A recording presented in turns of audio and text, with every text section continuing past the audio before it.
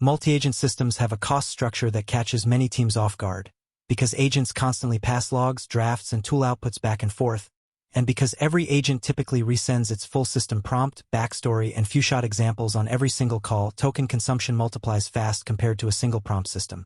A 5-agent pipeline processing a moderately complex task can easily burn 10 times the tokens of an equivalent single, monolithic prompt, and at API pricing, that difference shows up on your monthly bill. Performance engineering here isn't optional polish. It's the difference between a system that's economically viable at enterprise volume and one that isn't. Two techniques do most of the work. Prompt caching, which stops you from paying to reload the same static persona text on every single turn, and context compaction, which shrinks the messy intermediate data flowing between agents before it ever reaches the next model call. Ignoring this layer is how promising pilots quietly become financially unviable the moment they're scaled from a handful of tests.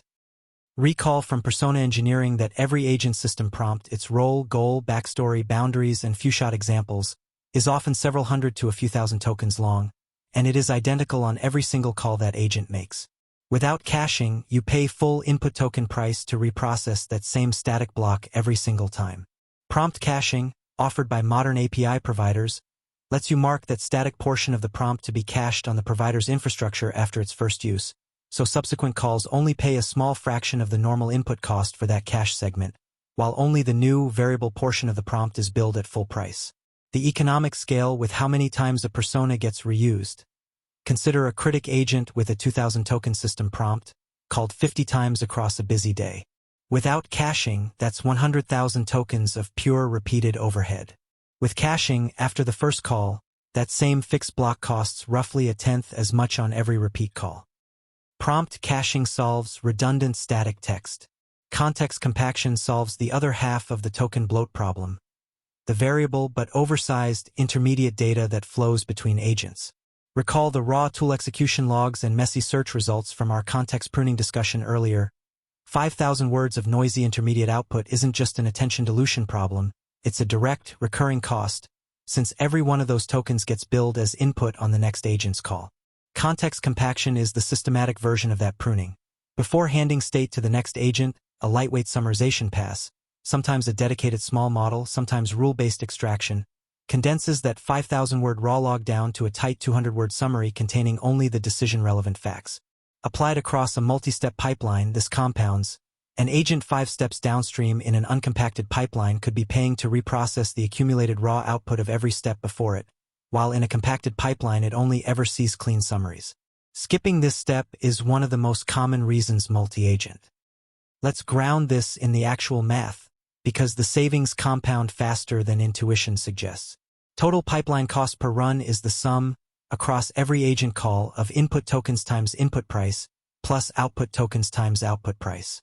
Now split each agent's input tokens into two parts.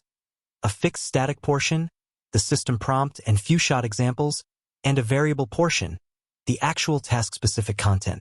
Without caching, cost equals fixed tokens plus variable tokens, all times full input price, for every single call. With caching active, cost equals roughly fixed tokens times a heavily discounted cached rate, plus variable tokens at full price, and that discount typically applies on every call after the first one.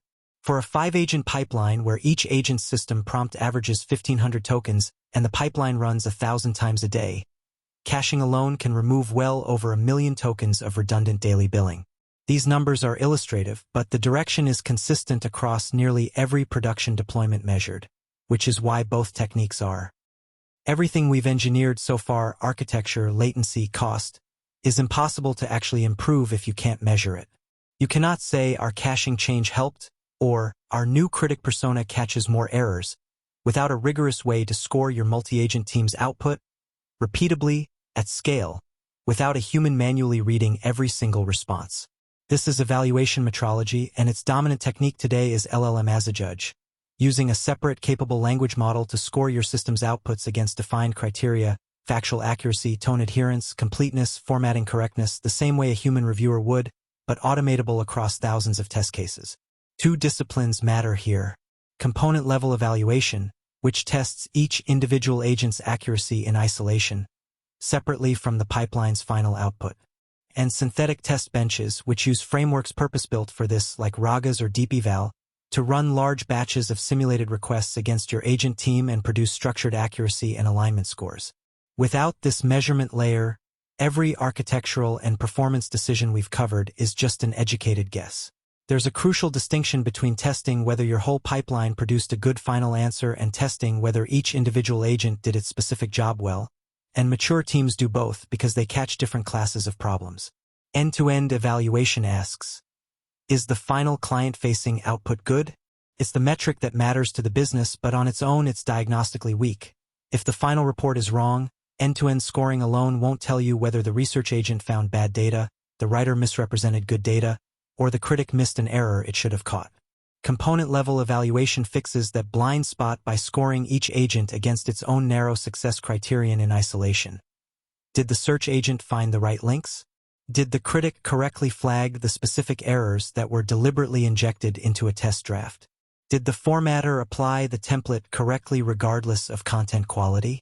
Skipping component-level evaluation is why so many teams end up debugging by guesswork, tweaking a persona and hoping the final output. Manually writing and grading test cases for a multi-agent system doesn't scale.